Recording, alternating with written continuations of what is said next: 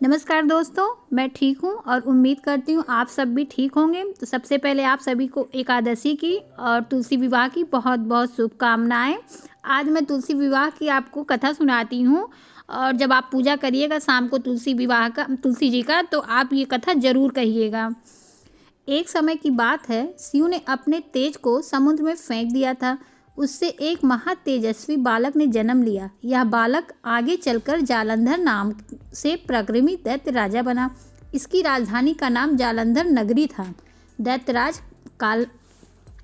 कालनेमी की कन्या वृंदा का विवाह जालंधर से हुआ था। जालंधर महाराक्षस था। अपनी सत्ता के मद में चूर उसने माता लक्ष्मी को पाने की कामना से युद्ध किया, परंतु समुद्र से ही उत्पन्न होने के कारण माता लक्ष्मी ने उसे अपने भाई के रूप में स्वीकार किया। वहां से पराजित होकर वह देवी पार्वती को पाने की लालसा से कैलाश पर्वत पर गया। भगवान देवाधिदेव शिव का ही रूप धारण कर मां पार्वती के समीप गया, परंतु मां ने अपने योग से उसे तुरंत पहचान लिया तथा वहां से अंतर्ध्यान हो गई। देवी पार्वती ने क्रुद्ध होकर सारा वृत्तांत भगवान विष्णु को सुनाया। जालंधर की पत्नी अत्यंत पतिव्रता स्त्री थी। उसी के पतिव्रता धर्म की शक्ति से जालंधर ना तो मारा जाता था और ना ही उसे कोई हरा पाता था। इसीलिए जालंधर का नाश करने के लिए वृंदा के पतिव्रत धर्म को भंग करना बहुत जरूरी हो गया था। इसी कारण भगवान विष्णु ऋषि का वेश धारण कर वन में जा पहुँचे, जहाँ वृंदा अकेली भ्रमण कर रही थी।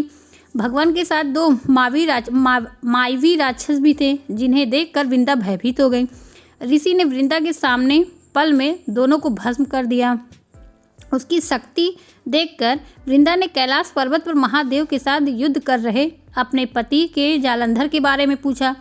ऋषि ने अपने माया जाल से दो वानर प्रकट किए। एक वानर के हाथ में जालंधर का सिर था तथा दूसरे के हाथ में धड़। अपने पति की यह दशा देखकर वृंदा मूर्छित होकर गिर पड़ी।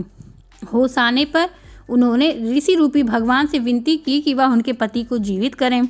भगवान ने अपनी माया से जालंधर का सिर धड़ से जोड़ दिया, परंतु स्वयं भी वह उसी शरीर में प्रवेश कर गए। वृंदा को इस छल का तो जरा भी आभास ना हुआ। जालंधर बने भगवान के साथ वृंदा पतिव्रता का व्यवहार करने लगी, जिससे उसका सात्वित्व भंग हो गया। ऐसा होते ही वृंदा का पति जालंधर युद्ध में हार गया। इस सारी घटना जो ये सब हुई थी,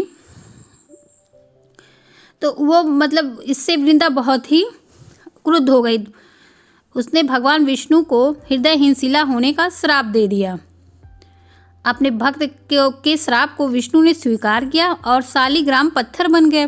सृष्टि के पालनकर्ता के पत्थर बन जाने से ब्रह्मांड में असंतुलन की स्थिति हो गई। यह देखकर सभी देवी ने वृंदा से प्रार्थना की कि वह भगवान विष्णु को श्राप से मुक्त कर दे।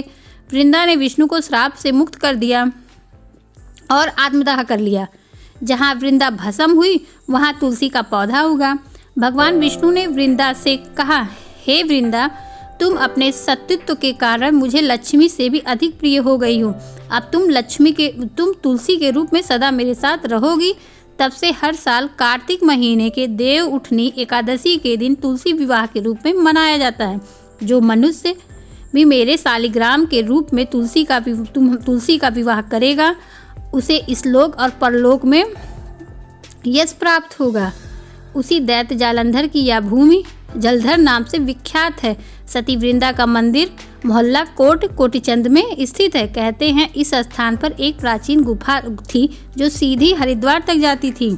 सच्चे मन से 40 दिन तक सती वृंदा देवी के मंदिर में पूजा करने से सभी मनोरथ पूर्ण होते हैं।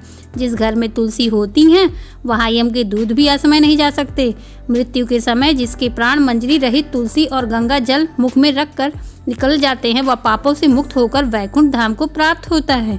जो मनुष्य तुलसी आंवलों की छाया में अपने पितरों का श्राद्ध करता है, उसे उसके पितृ मोक्ष को प्राप्त होते हैं। तो मैंने आपको तुलसी जी के विवाह की सारी कथा सुना दी है और अपना वीडियो मैं ये समाप्त करती हूँ। नमस्कार, धन्यवाद।